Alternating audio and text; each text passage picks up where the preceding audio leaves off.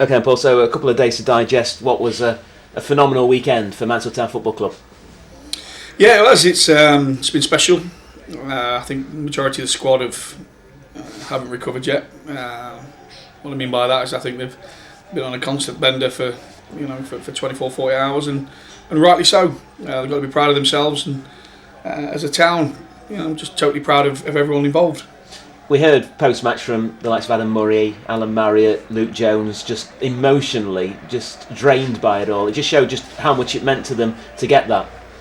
Yeah, it did. Especially, I listened to Mazza's made me smile because speaking to him building up to the last game, he was so emotional. Probably a week, after the Tuesday night, was coming up to the final game. He was so emotional and kept reiterating that he's always been knocked out in the playoffs, and we just knew how much it meant to everybody on the day. And I love emotion.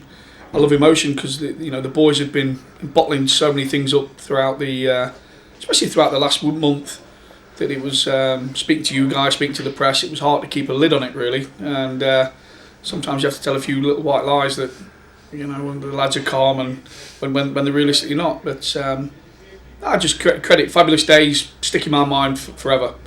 I've said on the day, the emotion, the chemicals that flow through you is indescribable. But once again, it's what we're all in it for. And scenes at the end, just like I say, will live with me for the rest of my life. Seeing so many happy people, so many people celebrating, and it's just for me, it's whetting my appetite. The Liverpool game, I said after that hungry for more, and after Saturday, by God, that part of me wants a little break now, but just part of me wants to carry on and jump into League Two now and see what we can do there. So just over the moon, just with everyone involved on the couple of days. Is the achievement the biggest thing you've ever done as a player and a manager? Yeah, it is. I never look back, so it's and even if I did, it would be the biggest achievement. I've got promoted. I've won championships before.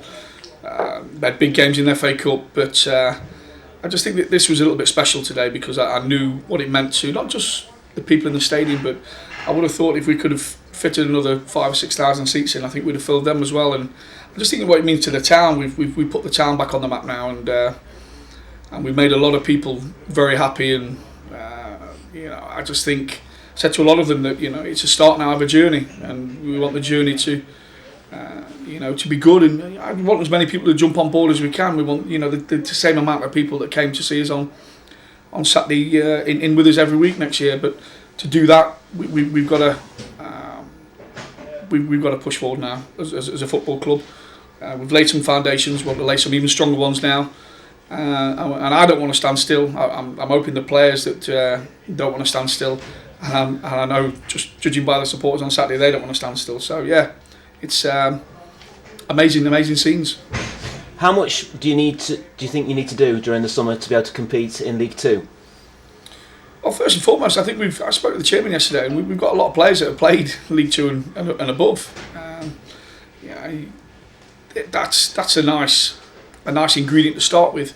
What I don't want to do is make massive changes. I think we've got a team that's capable. I mean, anyone that came to the Liverpool game will understand the second half. We ran one of the biggest clubs in world football close. Saying that, it's a long season, it's a step up. It's a league we're going to go into with our eyes clearly wide open. And we know we're going to have to improve in some areas. And there will be casualties. But saying that, I've got to be professional. I've got to do what's best for this football club. And some tough decisions are going to be made. You look at some of the sides that have gone up, Stevenage, Crawley, doing really well in League One now, but you also see the likes of York, Aldershot, AFC Wimbledon struggling at the bottom of League Two. So you've got to be careful, haven't you? Absolutely, we've got to be respectful. All this, you go up as champions, and like I say, for me, all the champagne corks now have been popped.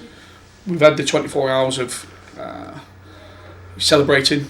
For me, Monday morning I was in the office planning for next year, putting things in place to make sure that we aren't going to stand still. I've said continuously since I've been at this football club that we make great strides in 18 months, massive strides. I think realistically we're probably a year ahead of schedule in terms of where I could see us being. But if you look at the kids, the reserves are doing well. The kids have been fantastic this season. We want everything to progress, and I just think we need to reach for the stars. We might not get there, but I think if we reach for the stars, we'll keep heading in the right direction.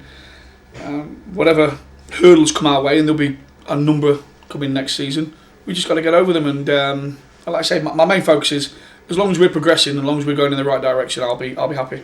When will you start talking to the players that are out of contract this summer that you want to keep? Well, the chairman's been brilliant with them. I think they're going to fly off to somewhere like Tenerife, I think, for a couple of days, end of this week, and that'll allow me to really make honest decisions, not the day after the game sort of decisions. I want to make sure I sat down, I'm concentrated, and make sure I'm planning the right way. So it'll probably be like next week, early next week, mid to late week, whatever next week, just to get the lads in and speak to them.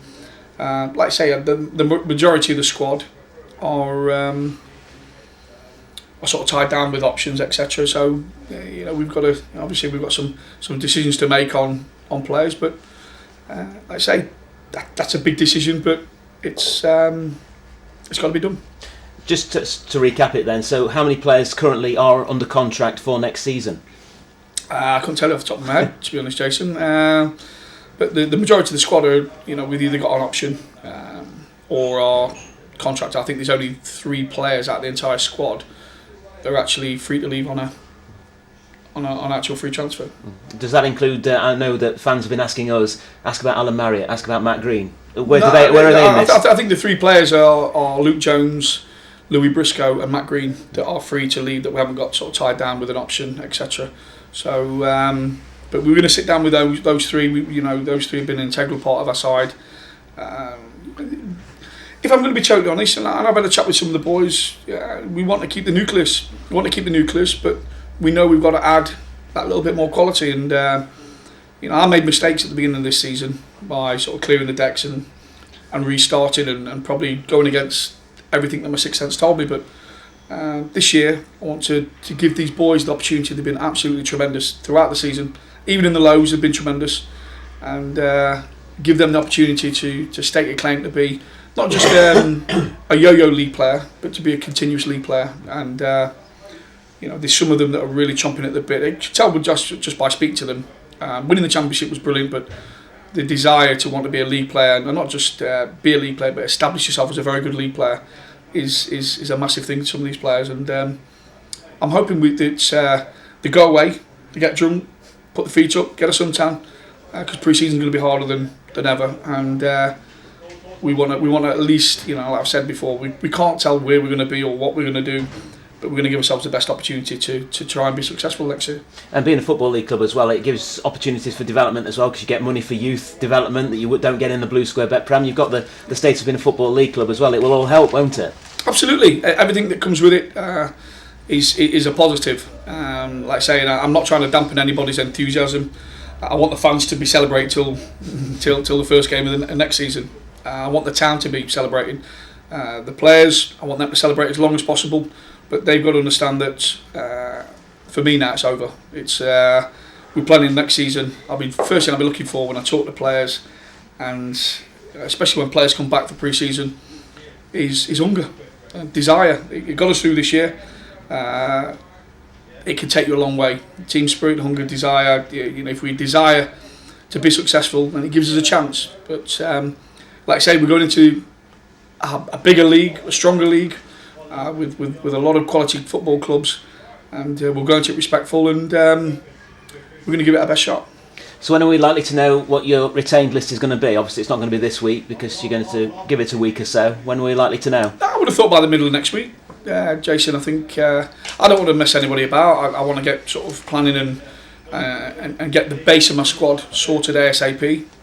One thing there will be a hell of a lot of footballers out of work, a lot of quality footballers out of work this year, but it's not about just being a good footballer. The ingredients I look for, it's about being a good person. And like I say, no matter what level you played at, no matter what we've done last season, it's all in the past now. It's what we've got to do is look to the future. And I say the main ingredients I'm looking for is hunger.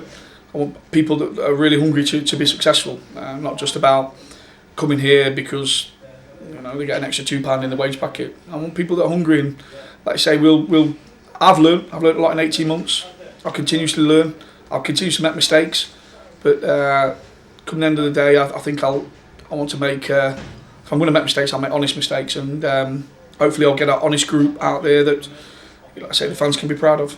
You probably learned a bit from the contract negotiations in summer last year. There was protracted ones with Martin Riley, and then there was John Dempster, Exodus Cahegan. They went other way, so I presume you've learnt from that for this summer.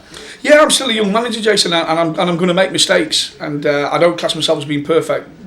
Far from it. I'm a working class boy I'm lucky enough to be in a job that I love, and I'll continue to make mistakes. I've never met anybody that hasn't made mistakes in work, but anybody that knows me knows it'll be an honest mistake, and I'll be really trying hard to put a squad of players together that won't stand still. I don't want us to stand still. I think that's the biggest thing I want to get across to everybody. Just because we've achieved something this season doesn't mean anything. It's chip paper now. We need to show the kind of hunger and desire that we've shown this season, and that will come through to me in abundance in pre-season. I want to know players that come in here that they'll get the rest, they'll get the chance to go and drink and to do everything they want to get it out of the system. But when we start back on the first day of pre-season, that's when we start concentrating again, and that's when the boys get paid to be winners. And that's what I want to buy into, winners and hungry players.